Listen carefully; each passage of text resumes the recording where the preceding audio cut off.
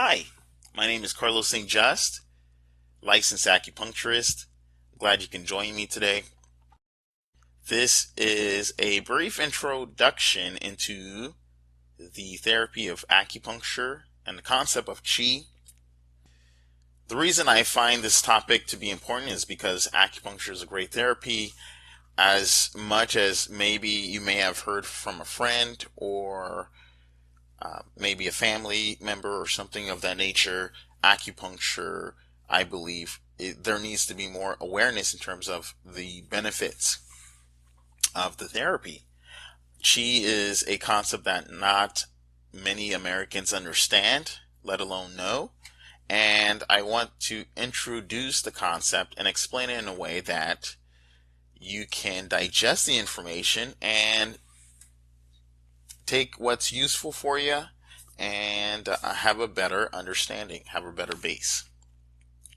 Just to give you a little bit about my background, just to give you a little bit of information about my background, I have been in practice here in the state of California going on about 8 years, and my background is in traditional Chinese medicine. I have an interest in mind-body health and martial arts. I'm a martial arts practitioner and previous instructor and current instructor, and love enjoying speaking to people, talking, helping patients improve their lives, speaking to people about the medicine, speaking to people about ways that they can improve their health and improve their condition. Even if we can't completely 100% treat the condition, if we can improve someone's daily lifestyle or improve someone's activities that they can do throughout the day, I think that's a win. So let's go ahead and jump right into this.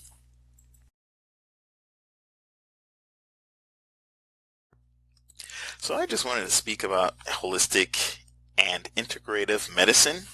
Very briefly, give you a general perspective or background. Holistic medicine really is the approach of looking at all aspects of health, or maybe not just considering one area or avenue, but maybe looking at a couple different sectors to get a more complete picture of what's going on with a patient, right? Or what's going on in just your overall health routine or therapy. It is known more as integrative medicine. Many people will use the term alternative medicine, which is still used today and widespread. However, there's been a push from government health agencies and the medical community in order to maybe use the term complementary or integrative medicine, because the idea is that there's no alternative to medicine. Medicine is medicine, which I agree. And to that, if we accept one area of medicine, which is biomedicine, using Newtonian physics and the laws of chemistry and mathematics, then that's okay. And if there's another system which doesn't necessarily use those systems in order to explain its theories, it uses another set of phrases and has a different approach to healing, then yes, that's considered medicine as well. So I think it's on both ends, right? So a 2012 national survey found that about close to almost 1 out of 3 Americans, right, 30% of adults use, right, integrative medicine, complementary and integrative medicine. So with that does warrant the need to explore and research these therapies and look at what are their benefits, what are some of the limitations, how can we best apply this holistic therapy into treating patients and making patients feel better, having better treatment outcomes.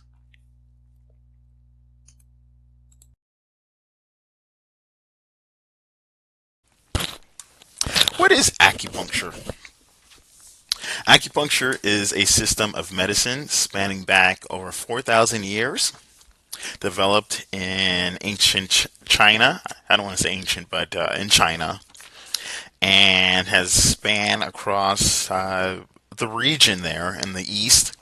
And there are different styles of acupuncture. My background's in traditional Chinese medicine. There is Korean style acupuncture, Japanese style. There's other various methods.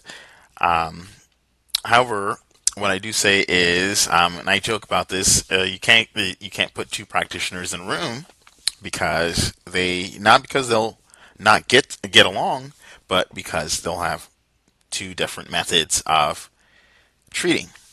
And it goes back to the idea of there's more than one way to feed a cat. Right? There's more than one way to feed a bird or say hello. Right? Um, with that, it's the same concept applied here. You may have the same diagnosis, but in terms of our treatment pattern, in terms of how we get to the conclusion here, and how do we help the patient achieve the prognosis that we desire, can differ between practitioner.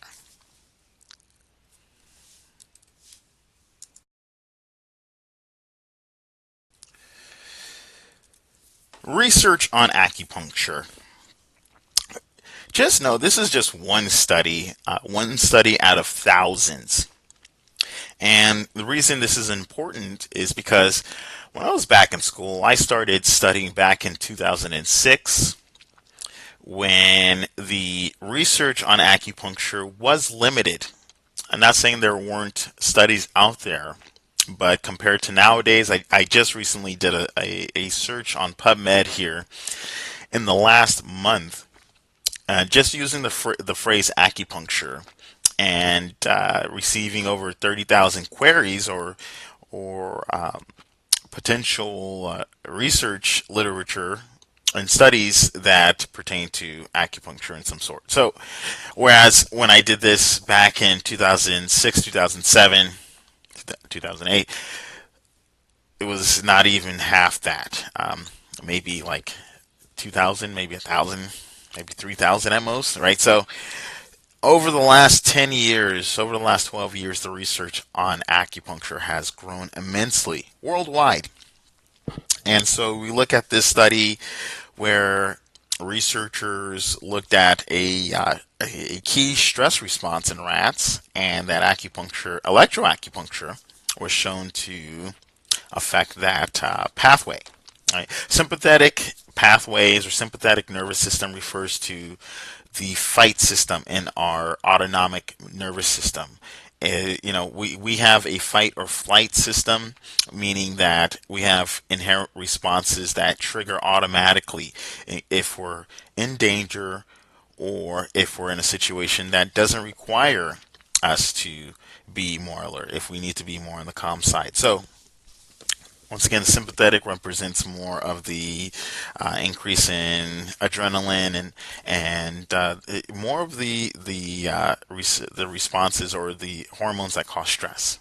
So, electroacupuncture is another form of acupuncture and is used widely in pain management as well as many other conditions and ailments affecting the body.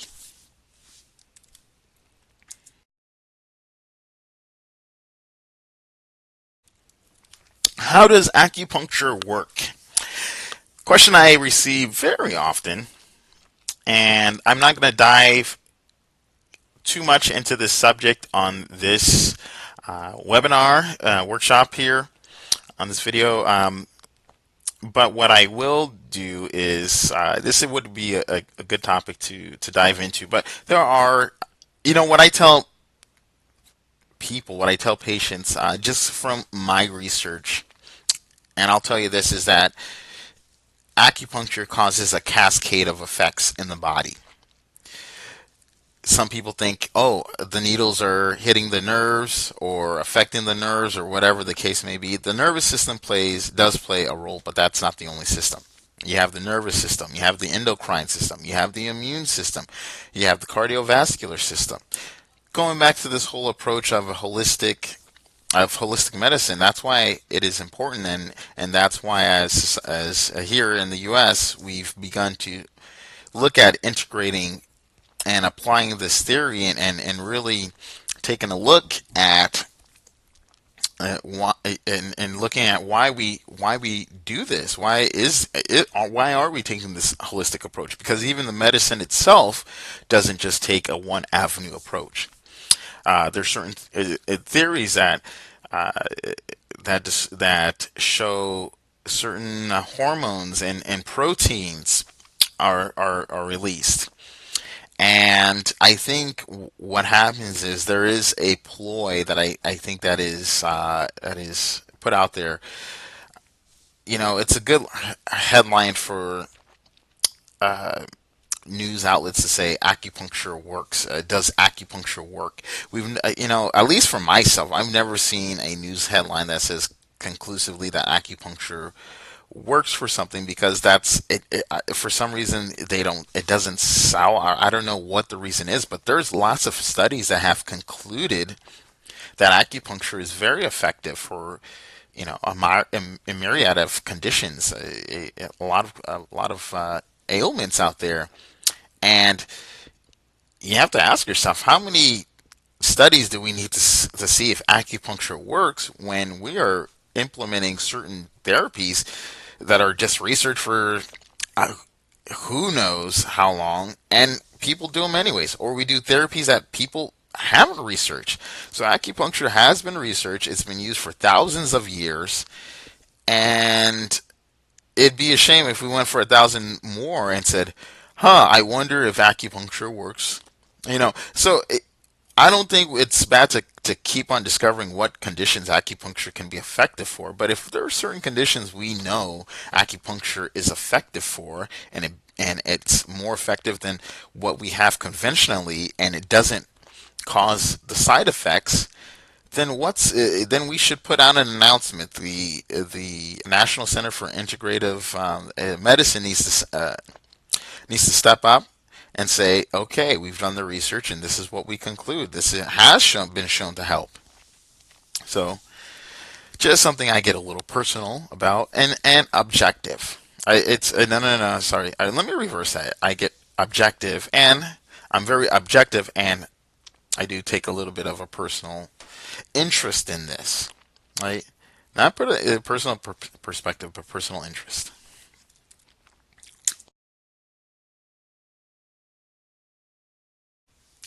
What can acupuncturists do? I'm going to give you the.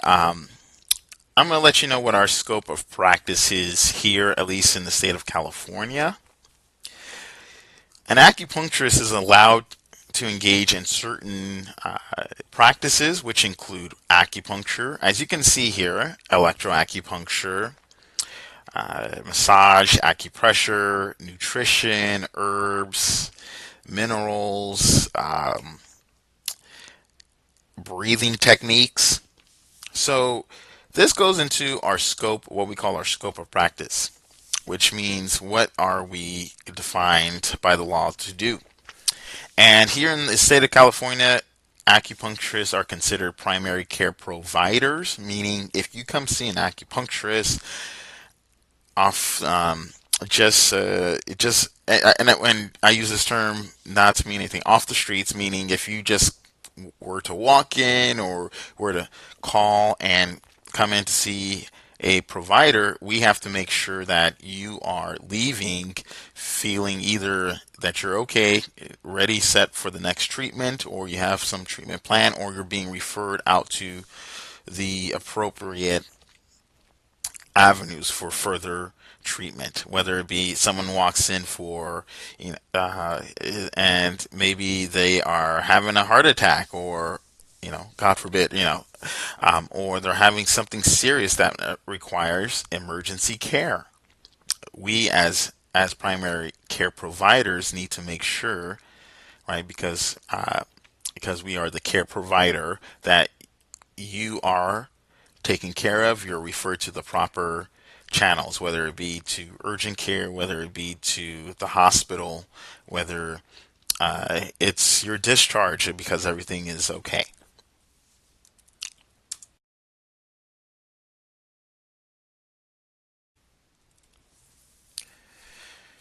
Problems that are commonly treated with acupuncture.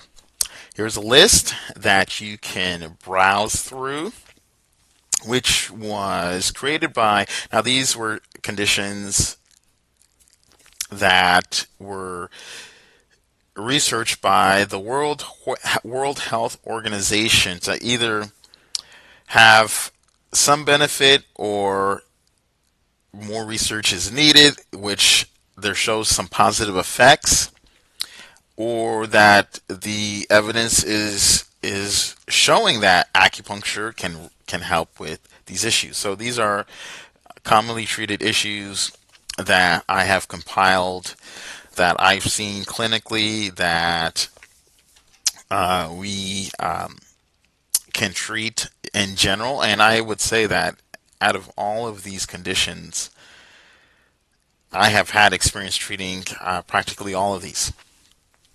Right, everything from side effects to chemotherapy to anxiety to headaches. Right, very common.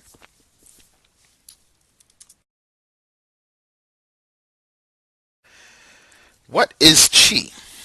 According to ancient Chinese thought, Qi was the fundamental substance and basis for all things. Traditional Chinese medicine uses the term qi in order to describe the functions and physiology and anatomy of the body, right? Because there's different types of qi based on location, right? And its location can affect its function. I think qi is a concept that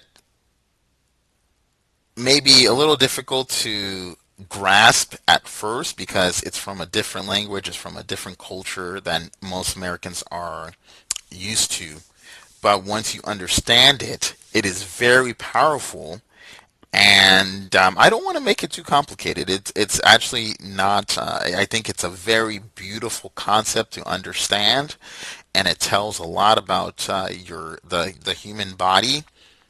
And I think it can really help to bridge cultures, bridge ideas, bridge sciences.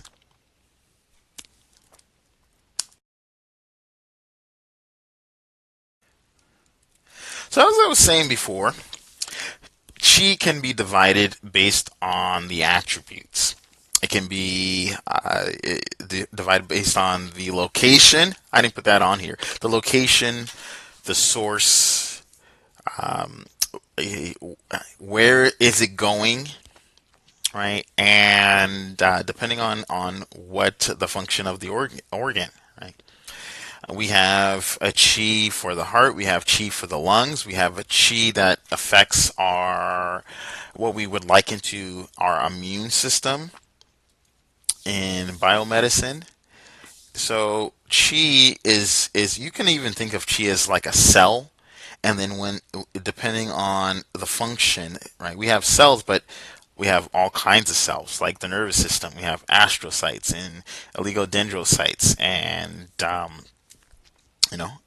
other epididymal cells, and so we have different cells which are derived from, right, the same source. It just depends on the configuration of the molecules. We don't it's, in traditional Chinese medicine we don't have molecules and things of that nature. So it's just a different way of thinking of the energy.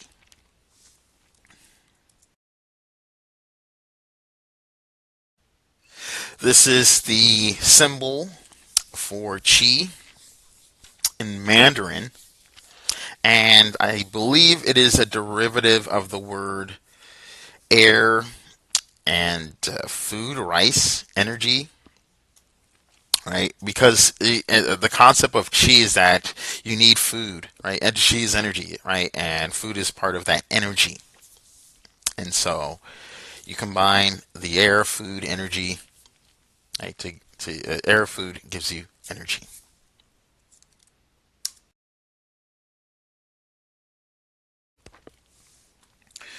Types of qi. We have various types of qi, as I was explaining earlier, right? And even this qi can be divided into, is it which organs are creating this qi? For instance, the Qing Qi is associated with the lung qi and the spleen qi and the kidney qi. So don't worry about what those organs qis are associated with or their functions. In future dates, we will get into that subject. But for now, just know there are different types of qi. For instance, we have what we call Yuan Qi, which is associated with our I want to say genetics. It's the energy we receive when we're born. It goes into growth and development. A lot of congenital conditions are affected by the Yuan Qi.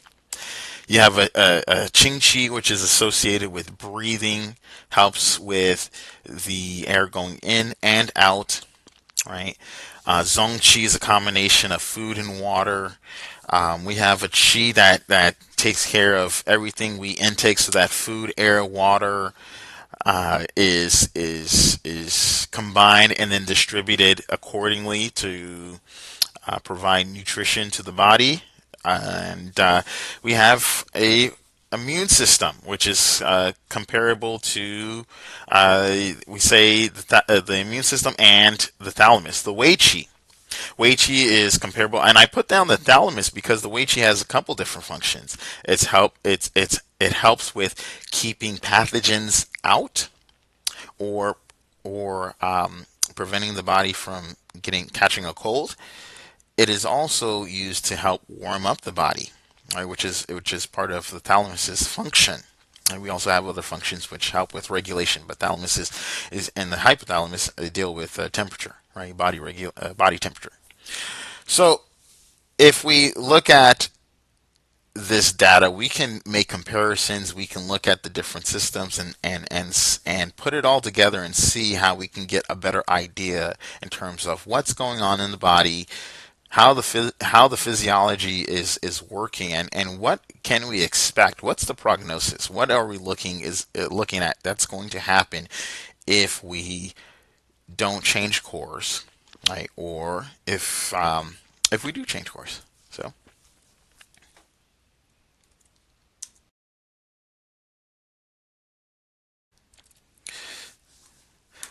functions of qi. So we were just covering this in the previous slide, right? We mentioned part of the function was body warming the body and to provide a system of immune defense. But also the chi also helps to give the body energy, give the different systems energy in order to, right, do what they need to do.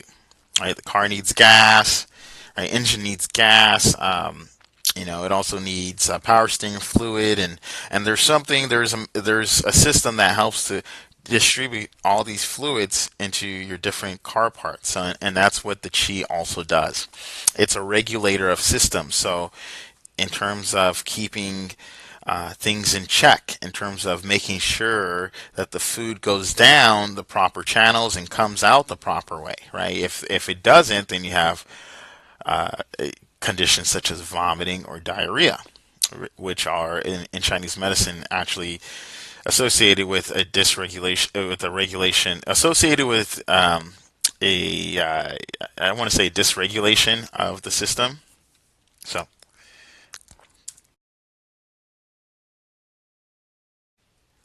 okay, so we know that we have qi, and we know that qi is going to help us with our vitality and our longevity and helping us to feel better. What are some ways we can improve the Qi? Here are a couple ways that I've listed.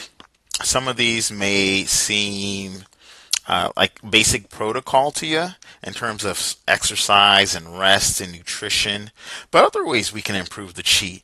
Getting acupuncture.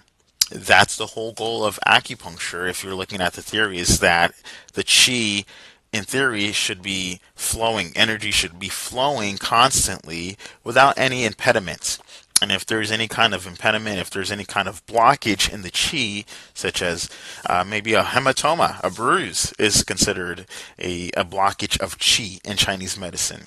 Right, and in the biomed, it's considered a blockage because the circulation is decreased, and it causes an area to cause swelling and redness and pain and things of that nature. So acupuncture is great. Herbs, Tai Chi and Qigong, meditation, breathing, all these therapies, all these exercises, all these different tools we have are geared to help improve the Qi. Right. I do want to say one thing for the exercise. As a practitioner and the acupuncture side, we are a bit wary in terms of exercises that are overly draining. So, the goal of the exercise should be you should feel more invigorated rather than drained and depleted.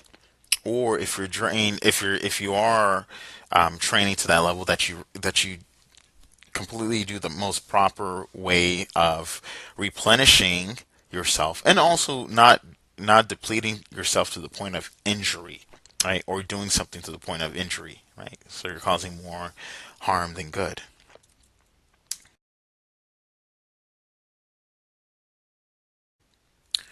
What is Tai Chi and Qigong? So I had to bring this up because you hear Qi. You don't hear Qi as much in acupuncture, but you hear Qi mentioned in Tai Chi.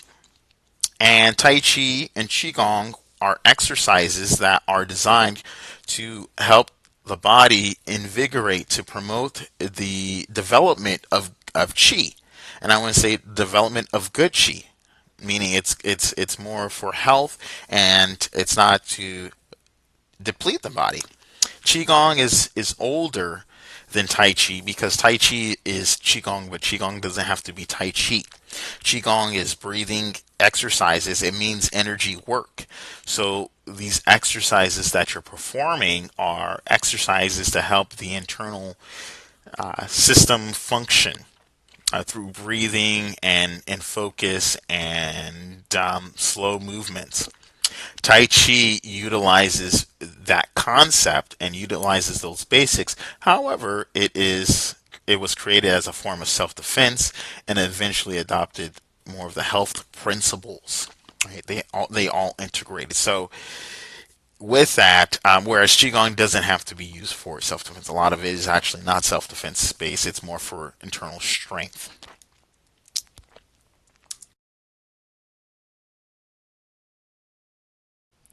So what are the benefits of Tai Chi and Qigong? These are there much and many, but these are just a few that I had found that were researched, and there are to this day. This was research that was found 13 years ago.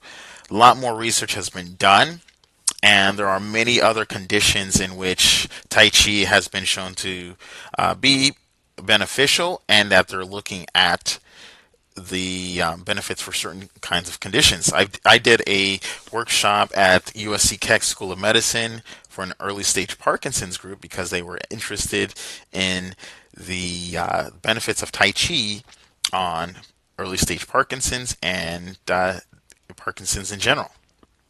And from the research I had found, getting ready for this workshop, I'd found that Tai Chi was found to have a fourfold increase over weightlifting in terms of bettering your balance, in terms of improving your balance, which is a important factor for individuals, patients who are suffering from Parkinson's. Better than flexibility or a stretching class or something of that nature. So Tai Chi does have its benefits, very awesome benefits in terms of balance, in terms of increasing the relaxation, in terms of increasing your clarity. It can help bring down your blood pressure. It can help you feel more relaxed. It can improve your immune function. They do use a lot of Tai Chi and Qigong in healing centers. They use that as a form of healing in individuals who are undergoing chemotherapy. It research shows it affects the alpha beta waves activity, meaning creating balance. There are a lot of benefits of Tai Chi and Qigong, and I encourage you to go out there, research, and participate. Look for Tai Chi. Find a way to integrate it into your health regimen.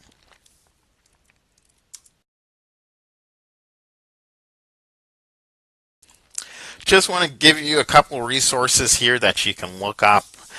You can start with the California Acupuncture Board if you're here in California.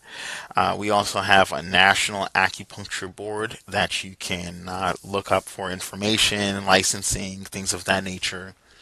Acupuncture.com is a popular website for acupuncturists and people, patients, consumers, people interested in acupuncture. A National Center for Complementary and Integrative Medicine is another resource, and currently doing research on acupuncture and other therapies. The National Institute of Health is another government is actually I believe the National Center for Complementary and Integrative Medicine is under the NIH. Right, so it's another government agency, the head agency, right, which oversees a lot of smaller agencies. Right. PubMed is a great resource for research. Dr. Yang Ming is a practitioner of acupuncture and Chinese medicine and a martial arts instructor, Tai Chi practitioner with many years of experience, and someone that I follow online because he's put out a lot of information online, and I find is very beneficial, and it can explain the medicine very well.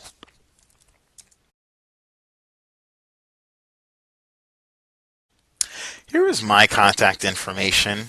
If you want more information, you can visit my website, csjacupuncture.com.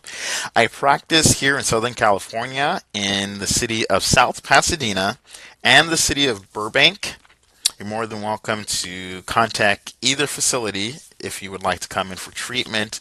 More than happy to help you out in any way that I can. I also do a Tai Chi and Qigong class Thursdays from 9 to 9:50 in South Pasadena. Right, so that's every Thursday, and you're more than welcome to join us. I will be putting up more lectures online, and stay tuned. Have a lot of cool topics and subjects I would love to cover, and hopefully answer your questions, and hopefully you can gain some great insight and gain something that can help not only yourself but those around you as well.